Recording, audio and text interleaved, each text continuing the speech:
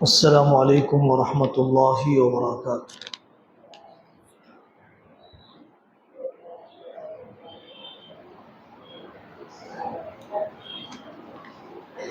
الحمد للہ الذی ہدانا لہذا وما كنا لنهتدی لولا ان ہدانا اللہ۔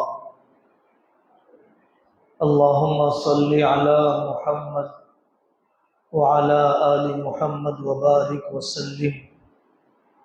اما بعد، اعوذ باللہ من الشیطان الرجیم، بسم اللہ الرحمن الرحیم۔ زین للناس حب الشہوات من النساء، وقال تعالی یا ایہا الذین آمنوا اذا تداینتم بدین الی اجل مسمی فاکتبوہ، صدق اللہ العظیم۔ میرے قابل احترام بزرگوں، مال کی محبت انسانوں کی طبیعت میں اللہ نے رکھی ہے۔ قرآن کی اس آیت میں زین للناس حب الشہوات من النساء، تفصیل سے ان چیزوں کو گنوایا گیا جن چیزوں کی محبت انسان اور فطرت کے پیدا کرنے والے نے اس کی فطرت اور طبیعت میں رکھا ہے۔ اس لیے کبھی یہ نہیں کہنا چاہیے ہمارا خون تو ایک ہے، ہم بھائیوں میں کوئی ایسی بات نہیں ہے، ہم پارٹنروں میں کوئی اس قسم کا اندیشہ نہیں ہے، ایسی بات نہیں کہی جا سکتی ہے۔ مال کی محبت ہے۔ اور دوسری بات، معاملات صاف ہیں تو دل صاف ہے۔ لین دین، معاملات، ملکیتوں کا امتیاز کس کا کتنا ہے، کس کا کہاں تک ہے، اگر یہ واضح نہیں ہے تو دل بھی صاف نہیں ہے۔ تیسری بات، موٹی سی مثال ہے جو ہمیشہ دہرائی جاتی ہے کہ شوگر بی پی جب نارمل ہوتے ہیں تو سرجری کرنا آسان ہوتا ہے۔ خاندان، بھائی بہن، بیوی شوہر، سسرال اور میکہ، ان سب تنازعات میں، ان سب جھگڑوں میں جب حالات نارمل ہوں تو فیصلہ کرنا آسان ہے، اور جتنی صورتحال اب نارمل ہوتی چلی جاتی ہے اور جتنی صورتحال بگڑتی چلی جاتی ہے، اتنا ہی مشورہ کرنا، فیصلہ لینا، مصالحت کرنا، سمجھنا سمجھانا، مفاہمتی ماحول پیدا کرنا بہت دشوار ہوتا ہے۔ چوتھی بات، جلدی کیجیے، جائیداد کی تقسیم، میراث کی تقسیم، لکھت پڑھت اور رائٹنگ میں کلیئرٹی، بیوی شوہر کے درمیان، باپ بیٹوں کے درمیان، میراث کی تقسیم میں جلدی کیجیے۔ ابھی جلدی کیا ہے صاحب؟ ابھی تو بہت سے کام ہیں، ابھی تو زخم بہت تازہ ہے۔ مال کی کیا پڑی ہے آپ کو؟ یہ سب ڈھکوسلے ہیں، یہ سب پرفریب قسم کے جملے ہیں۔ یہ سب معاملے کو اور پیچیدہ بنانے والے ہیں۔ باپ کا انتقال ہو گیا، بڑے بھائی کا انتقال ہو گیا، کبھی چھوٹے کا انتقال ہو گیا، دو دو تین تین نسلیں گزر گئی، میراث کے تقسیم نہ کرنے اور اس کے مسائل کے بارے میں شعور حاصل نہ کرنے کی وجہ سے پیچیدگی در پیچیدگی ہے، الجھن پر الجھن ہے، جھگڑے پر جھگڑے ہیں۔ اگر چولہے ایک ہیں تو دلوں میں نفرت پنپ رہی ہے، اگر چولہے بھی الگ ہیں، جنازے شادیوں میں صرف خانہ پوری کے لیے آتے ہیں، فارمیلٹی کی تکمیل کے لیے آتے ہیں، ایسی نفرتوں کی آگ، نسلوں میں ایسی دشمنی اور عداوت منتقل ہو رہی ہے۔ تقسیم میراث میں اور جائیداد کے مسائل کو لکھت پڑھت پر لانے میں جلدی کیجیے، کسی کے دباؤ کے بغیر کام ہو جائے گا۔ اگر خاندان کا ذمہ دار پہلے سے ان مسائل کے بارے میں آگہی حاصل کر لے، ان کے مسائل سے واقف ہو جائے، عام طور پر ہر جھگڑے کی بنیاد یہ ہے کہ ہم نے شریعت کو قبول نہیں کیا۔ عام طور پر جھگڑے کے ختم نہ ہونے کی بنیاد یہ ہے کہ ہم کسی عالم صاحب کے پاس اور کسی مفتی صاحب کے پاس اپنے جھگڑے کو ختم کرنا نہیں چاہتے، مان کے چلنا نہیں چاہتے، دفع خصومت کا ارادہ ہی نہیں ہے۔ 3 دن نہیں، 1 سال نہیں، 3 دن تک بات بند کرنا حرام، 1 سال تک بات بند کرنا قتل کے گناہ کے برابر۔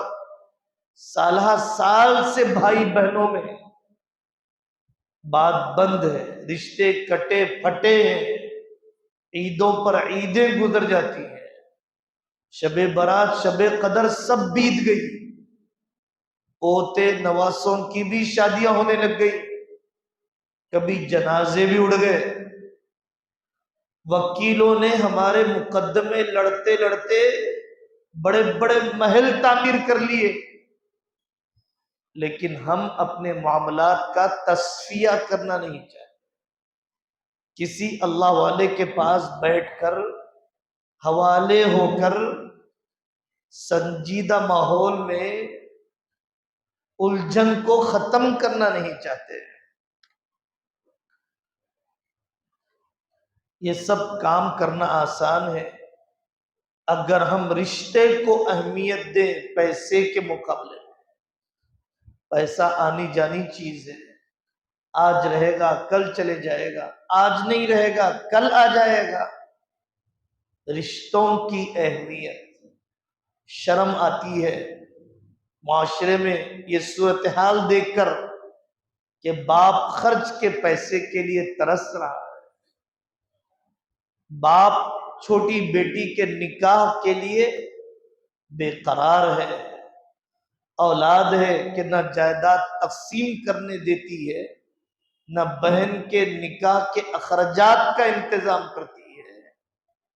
دسیوں واقعات ہے کہ باپ اپنی بیوی کے انتقال کے بعد نکاح کرنا چاہتا ہے، اولاد محض جائیداد کے ہاتھ سے نکل جانے کے ڈر سے باپ کو نکاح کرنے کی اجازت نہیں دیتے۔ اور کون کون سے الجھن کے پہلو۔ رشتوں کو اہمیت دیجیے، روپیے پیسے پر رشتے ہیں، عمر میں اضافہ ہوگا، رشتے ہیں یاد باقی رہے گی، رشتے ہیں جھوپڑ پٹی میں ہیں محلات میں آ جائیں گے، رشتے ہیں غموں کا بانٹنا آسان ہے، خوشیوں کا بانٹنا آسان ہے، رشتے ہی ختم ہو گئے، کبھی دوسرے دن سے ڈائلسس ہے، چوتھے دن سے کینسر ہے، نہ خوشیاں بانٹنا ہے نہ محبتیں بانٹنا ہے، رشتے ہی نہیں، اب عمر میں کوئی درازی نہیں ہے۔ من احب ان یبسط له فی رزقه وینسأ له فی اثره فلیصل رحمہ، جو یہ چاہتا ہے کہ اس کی عمر بڑھے، جو یہ چاہتا ہے اس کی یاد باقی رہے، اسے چاہیے کہ اپنے رشتوں کو جوڑے، محنت کی کمائی کو اللہ کے واسطے بندر بانٹ میں ضائع ہونے نہ دیجیے۔ بندر بانٹ کیا ہے؟ دو بلیوں کو ڈبل روٹی ملی اور وہ اس کو تقسیم کروانے کے لیے بندر کے پاس آئے، اور بندر کا اصول یہی تھا کہ جو پلڑا جھک جائے گا وہ زائد ڈبل روٹی کھا لے گا۔ دونوں بلیوں کو خالی ہاتھ جانا پڑا۔ جنازوں کے جنازے خالی ہاتھ جاتے ہیں، لیکن جائیداد کی تقسیم کا معاملہ صاف نہیں ہوتا ہے۔ ان مسائل کے لیے وقت دیجئے۔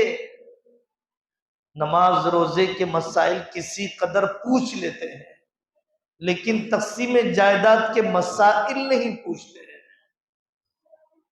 حج پر حج، عمرے پر عمرہ، نفل پر نفل، کبھی مسجد بنانے کی فکر، مدرسہ بنانے کی فکر، بہت قابل اکرام ہیں آپ، لائق تقلید ہیں آپ، ہمت افزائی آپ کی ہونی چاہیے، لیکن جائیداد کے معاملات میں صفائی تو پیدا کیجیے۔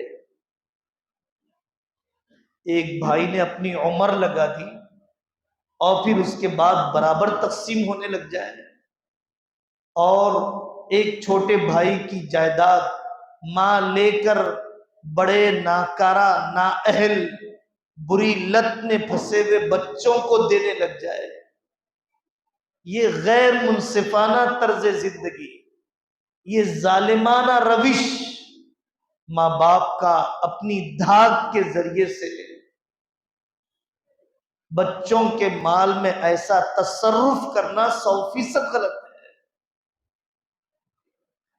چونکہ ہمارے پاس جوائنٹ فیملی کا رواج، مشترکہ خاندان کا رواج، مشترکہ خاندان میں جوائنٹ فیملی میں اسی وقت خیر ہے، جوائنٹ فیملی میں اسی وقت برکت ہے اگر گھر کا ذمہ دار اپنے بیٹوں کو لے کر کھلے دل سے مشورہ کرتا ہو۔ اجتماعی چولہے میں اسی وقت خیر ہے جبکہ ساس بہت اپنائیت اور قدردانی کے ساتھ اپنی بہوؤں کو لے کر مشورہ کرتی ہو، ورنہ نہ جوائنٹ فیملی میں خیر ہے نہ اجتماعی چولہے میں کوئی خیر ہے۔ نسلوں میں حرام چلے گی، نسلوں میں حرام مال چلے گا اگر ہم نے تقسیم جائیداد کے مسائل کو ہم نے نہیں سیکھا۔ عام طور پر ہم نے ہندو سماج سے ان کی ذہنیت اور ان کے تہوار زیادہ لیے ہیں، اسلام اور اسلام کی دعوت ان کو کم دی ہے، نہیں دی ہے۔ اس وجہ سے بہت کم وہ لوگ ملیں گے جو یہ نہ کہتے ہو ہم نے جو دینا تھا شادی میں دے دیا، تجھے جہیز دے دیا ہے، اب مانگنے کیوں آئی ہے؟ تمہیں جو ملنا تھا جہیز میں مل چکا ہے، جو دینا تھا شادی میں دیا جا چکا ہے، اب میراث میں نہیں دیا جائے گا۔ یہ ہندوانہ ذہنیت ہے، یہ مشرکانہ ذہنیت ہے۔ ہم نے اپنی بہن کو راضی کر لیا ہے، چند لاکھ دے دیں گے، باقی ہم بھائی تقسیم کر لیں گے۔ اس کی وجہ سے ہمارا مال حلال نہیں ہوگا۔ جہیز مت دو، حصے میراث دو۔ جہیز بہت تھوڑا ہوتا ہے، حصے میراث بہت زیادہ ہوتا ہے۔ جہیز دینے کی وجہ سے حصے میراث ختم نہیں ہوتا ہے، محض جہیز دینے کی وجہ سے دوسرے بھائیوں کے حصے حلال نہیں ہوتے۔ کس نے کہا تھا شادیوں میں اڑانے کے لیے؟ جس باپ نے بیٹی کا نکاح کیا اسی باپ نے بیٹوں کا بھی نکاح کیا۔ اس ذہنیت کو درست کرنے کی ضرورت ہے۔ جب یہ بیٹی ہوتی ہے حصے میراث کو چاہتی ہے، جب یہ ماں بن جاتی ہے اپنی بیٹیوں کو حصے میراث دینا نہیں چاہتی ہے، جب یہ داماد ہوتا ہے تو اپنی بیوی کا حصہ لینا چاہتا ہے، لیکن جب یہ بھائی ہوتا ہے تو اپنی بہن کا حصہ نہیں دینا چاہتا ہے۔ ہماری طبیعتوں میں کیسا دوغلا پن اور کیسی مال کی ہوس اور فکر کا دورخی پن آ چکا ہے، ایسے دسیوں مل جائیں گے بہت بے شرمی سے، بہت ہی ڈھٹائی سے باپ سے میراث کا حصہ تو مانگیں گے، خدمت کا حصہ مانگنے والوں کو دیکھنے کے لیے آنکھیں ترس گئی۔